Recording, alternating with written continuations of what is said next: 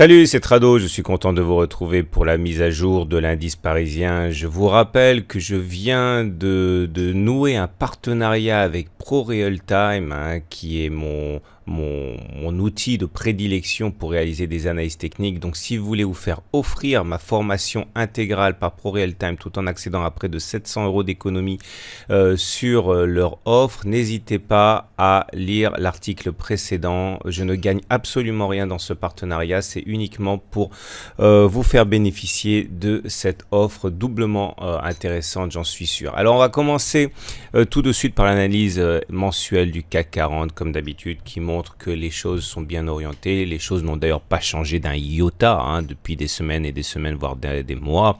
La tendance est haussière au regard du nuage Ishimoku qui monte, et tant que l'on sera soutenu à la fois par la Tenkan, à la fois par la M7 et par le support ascendant que vous pouvez apprécier ici, il n'y aura aucune inquiétude à avoir par rapport à la suite. La tendance demeure haussière, certains diront désespérément haussière, tant il est dur de trouver des points d'entrée pour les investisseurs de long terme. Alors on enchaîne l'unité de temps hebdomadaire qui elle aussi se présente bien. On est toujours en tendance haussière avec ce nuage qui est ascendant. On voit que les rebonds sur la Kijun se font assez facilement. On se maintient au-dessus d'une moyenne mobile à 20 semaines qui est haussière. Franchement, une fois qu'on aura passé les 5520, eh bien, le cas échéant, eh bien, on pourra libérer un potentiel haussier assez important pour aller notamment aller chercher les objectifs de 2018 que j'ai déjà évoqués. On enchaîne et on termine avec les unités journalières, celles qui vous intéressent le plus. Et on va commencer comme d'habitude par le point sur les fondamentaux.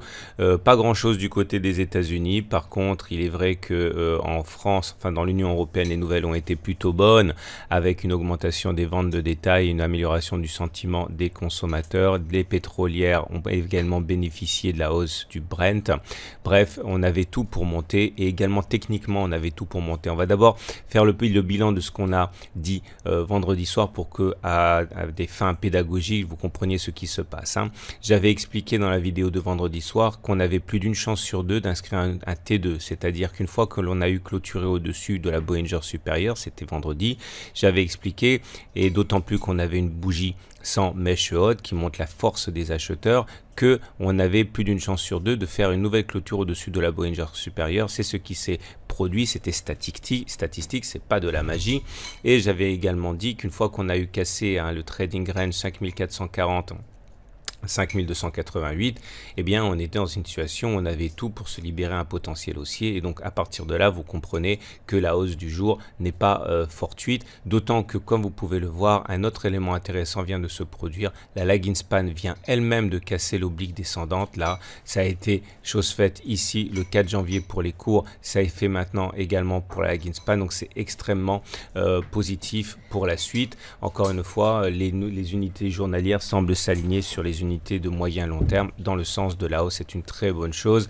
Il ne manque plus maintenant pour le nuage que d'adopter une pente haussière, parce que pour l'instant le nuage est toujours à plat, signe d'une tendance de fond neutre, mais dès que le nuage aura entrepris une pente haussière, on a vraiment tous les éléments qui sont au vert pour la suite. Regardez d'ailleurs les indicateurs techniques, fantastique, MACD au-dessus de son signal, momentum au-dessus de 0, RSI au-dessus de 50. Bon, ça aussi on l'avait signalé, ce sont des éléments qui sont positifs. Par contre, vous remarquerez que les volumes restent timides et ça m'embête un petit peu, et ce n'est que la première chose qui m'inquiète un petit peu, on le verra plus tard.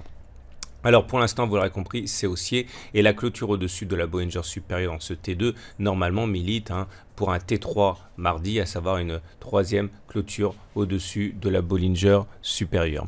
Alors maintenant, il est intéressant sans doute de passer au bémol. Alors le premier bémol, c'est celui-là. Regardez, on a fait une clôture certes au-dessus de la Bollinger supérieure, mais cette clôture au-dessus de la Bollinger supérieure se fait sans contact du tout avec la Bollinger supérieure.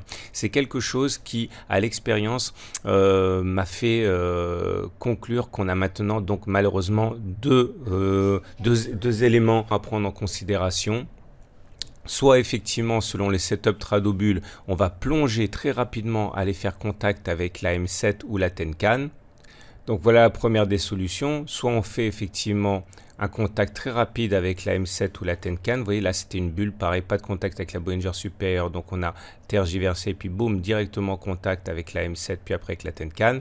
Autre solution, on ne fait pas tout de suite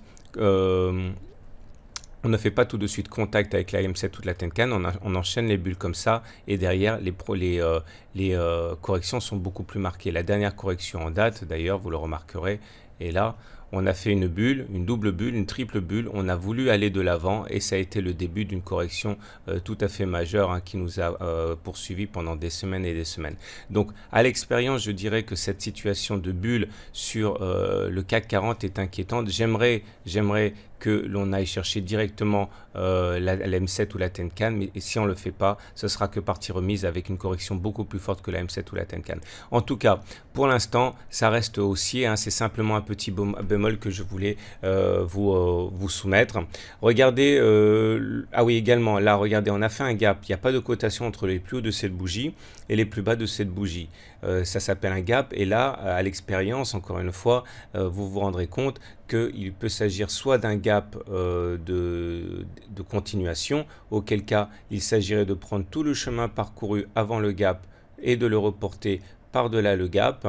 Ça nous donnerait un objectif à rallier de 5700 en ligne droite quasiment. Bon, pourquoi pas. Soit il s'agit d'un gap d'essoufflement, on le reconnaîtra au fait qu'il sera rebouché très rapidement dans la semaine, et dans ce cas, pareil, une correction jusqu'à 5000, on va dire minimum 5400 me semble absolument pas à exclure. Donc voilà, le diable se cachant dans les détails, tout cela est extrêmement haussier, mais il y a des éléments comme ça qui peuvent prendre un sens assez dramatique hein, si on essaye de s'intéresser aux cas les moins favorables. Alors regardons maintenant le plan de trade de lundi, celui qui s'est achevé. Donc on va en 4 heures. Vous voyez que l'analyse technique, on ne peut pas faire de trading sans analyse technique. Hein.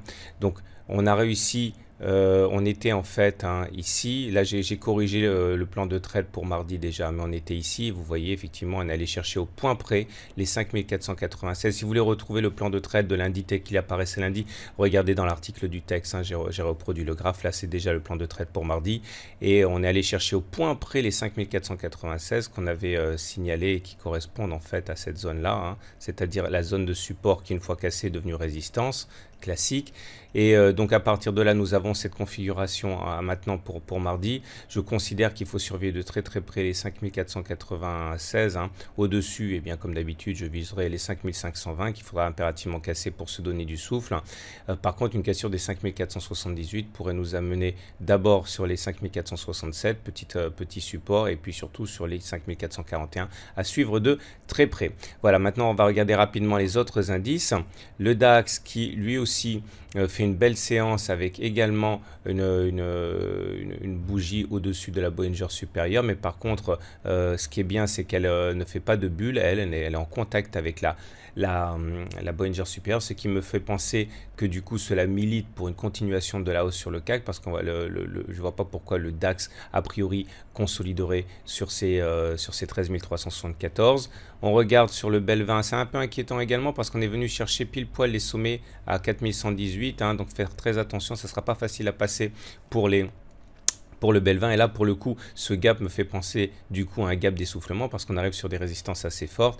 Et pour terminer, vous pouvez remarquer que sur les indices américains, encore un T2, donc à l'équilibre pour le Dow Jones, et pour le SP500 c'est également très bien, c'est même mieux en fait, hein, puisque on s'ajuste 0,2% avec un T1, T2, T3. J'aimerais juste pour terminer, parce que ça m'a été demandé de faire un point sur l'euro. Attention à l'euro, on a connu une hausse très forte. On était dans un biseau ascendant qui a été cassé dans un excès baissier par le haut. Normalement, ça se casse par le bas. Donc là, si on ajoute au biseau ascendant le fait qu'il y a également une vague de Wolf 1, 2, 3, 4, 5, 6, avec possibilité d'aller chercher le point 4 ici à 1,1716. Méfiez-vous de l'euro. En tout cas, l'euro, s'il baisse, ça sera bon et ça donnera du carburant au CAC 40 à cause de l'amélioration des perspectives des entreprises européennes et du CAC 40 qui exportent. Voilà ce qu'on pouvait dire.